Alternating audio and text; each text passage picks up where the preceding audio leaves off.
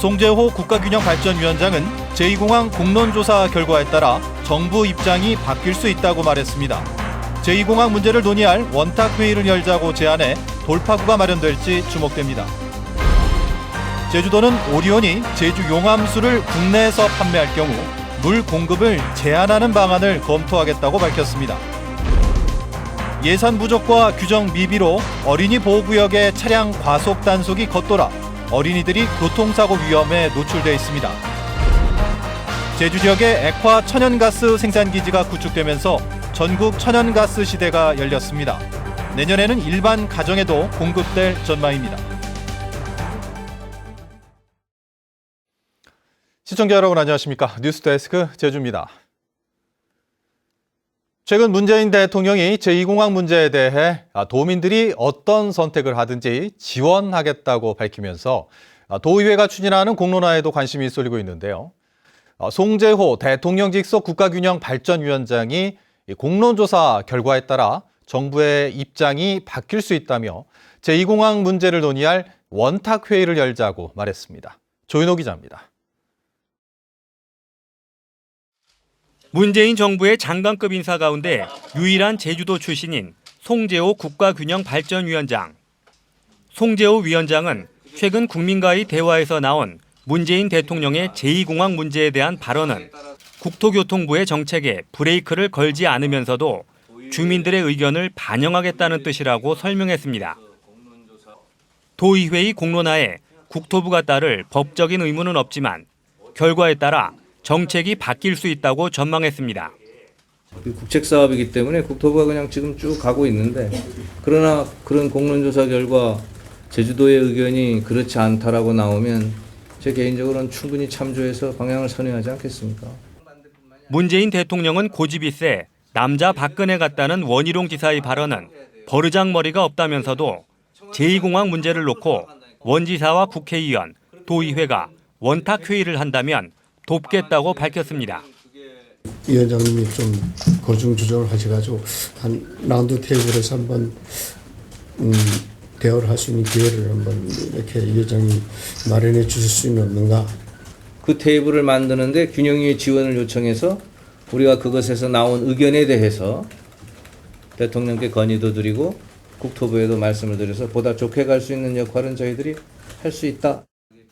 문재인 대통령의 국정 목표를 설계한 정책 브레인이자 원희룡 지사의 인척으로서 멘토이기도 한 송재호 위원장이 중재 역할을 자처하면서 제2공항 문제에 돌파구가 마련될지 주목됩니다.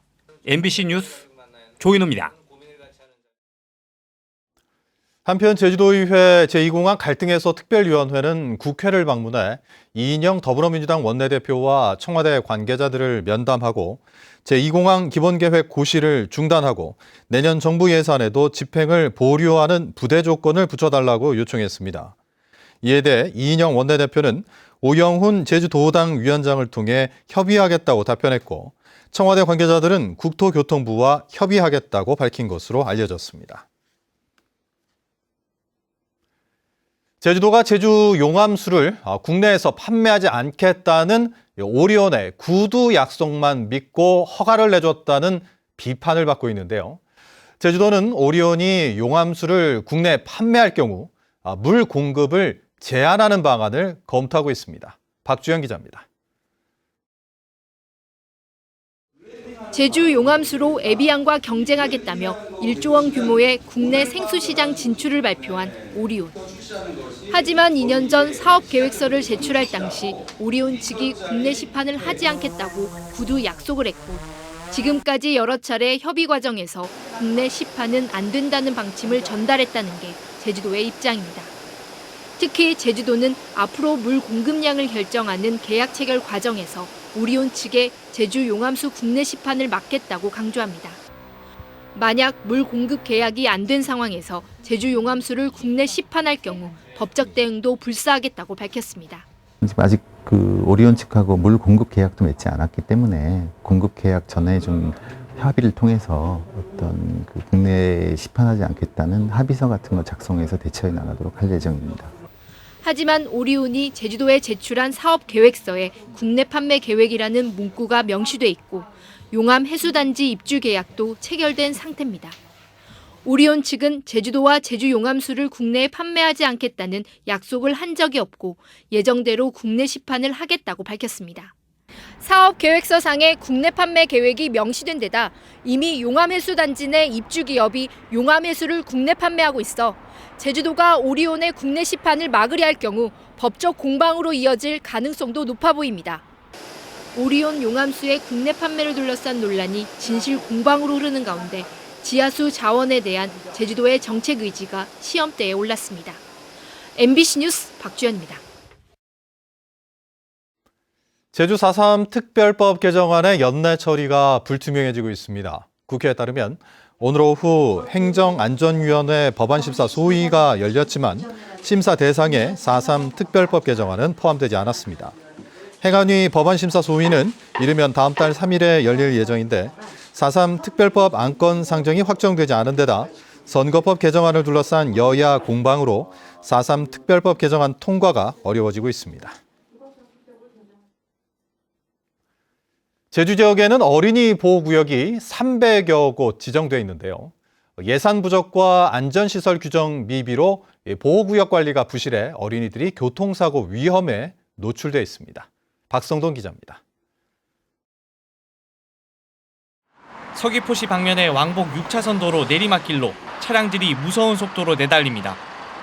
도로변에 어린이집이 위치해 보호구역으로 지정돼 있지만 부근에 설치됐던 과속단속 카메라가 며칠 전 사라졌습니다. 작동 수명 10년이 지나 철거됐는데 언제 다시 설치될지 알 수 없습니다.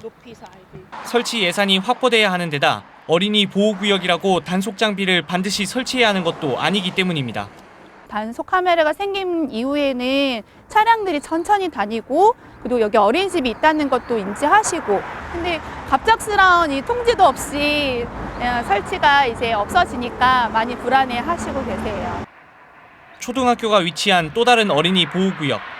주차된 차량들이 아이들이 다니는 인도를 가렸습니다. 이곳에는 하얀 실선이 100m가량 그어져 있어서 마치 주차가 가능한 곳처럼 보이는데요. 어린이 보호구역에는 주정차가 금지돼 있어서 사실 모두 불법 주차입니다. 보호구역 지정 전부터 관행적으로 주차 공간으로 이용돼 온 탓에 단속에 손을 놓고 있습니다. 말을 하나 할 겁니다. 이제 폐지를 하려고 그러면 감사하고 해야 할 것 같은데요. 어린이 보호구역 관련법에도 구체적인 의무 규정이 없다 보니 제한 속도를 비롯해 과속 방지 시설이나 방호 울타리 같은 부속물 설치, 도로 주변 정비 방법이 보호구역마다 제각각입니다. 도내 어린이 보호구역은 300여 곳이 넘지만 과속 단속 장비가 설치된 곳은 단 23곳, 전체의 7%에 불과합니다. 여러 유관기관들과 협동해서 설치하고 있습니다. 다만 제한된 예산으로 인해 모든 보호구역을 한꺼번에 설치하는 것은 어려운 점이 있고 사고 빈도나 차량 통행량 등을 고려해서 우선순위를 정한 후 순차적으로 설치하고 있습니다. 지난해 제주 지역 어린이 보호구역에서 발생한 어린이 교통사고는 모두 8건, 교통사고 잦은 곳은 4곳으로 전국에서 4번째로 많았습니다. MBC 뉴스 박성동입니다. 이성문 제주도 교육감은 시도지사가 국공립학교의 운동장을 주차장으로 개방하는 주차장법 개정안은 아이들의 안전을 위협한다며 깊은 우려를 표명했습니다. 이성문 교육감은 아이들이 뛰어놀 공간이 사라져 학교 운동장만이라도 우리 사회가 지켜야 한다며 주차장법은 학교의 자치권을 시도지사가 침해하는 법안이라고 비판했습니다. 민주당 박재호 의원이 발의한 주차장법 개정안은 내일 국회 본회의에 상정될 예정이지만 교육계 반발로 수정안을 협의 중인 것으로 알려졌습니다. 제주 지역에 천연가스를 공급하기 위한 생산기지가 준공됐습니다. 이미 발전소에는 천연가스가 공급되고 있는데 내년에는 일반 가정에도 공급될 전망입니다. 김항섭 기자의 보도입니다. 애월항 부두뒤로 철제 구조물로 둘러싸인 거대한 회색 콘크리트 건물 2개가 들어섰습니다. 액화 천연가스인 LNG 45,000kL를 보관할 수 있는 저장 탱크입니다. 수송선이 경남 통영 기지에서 싣고 온 LNG는 파이프라인을 통해 저장 탱크로 옮겨지고 기화기를 거쳐 액체 상태에서 가스 형태로 바뀌게 됩니다. 애월항 인수기지에 천연가스를 공급하기 위한 시설이 완공되면서 제주에서도 천연가스 시대가 열리게 됐습니다. 이미 삼양복합발전소와 한림복합발전소에는 천연가스 공급이 시작됐고 내년 3월부터는 제주시와 서귀포시 동지역 아파트 단지 2만 9천여 세대에도 천연가스가 공급될 예정입니다.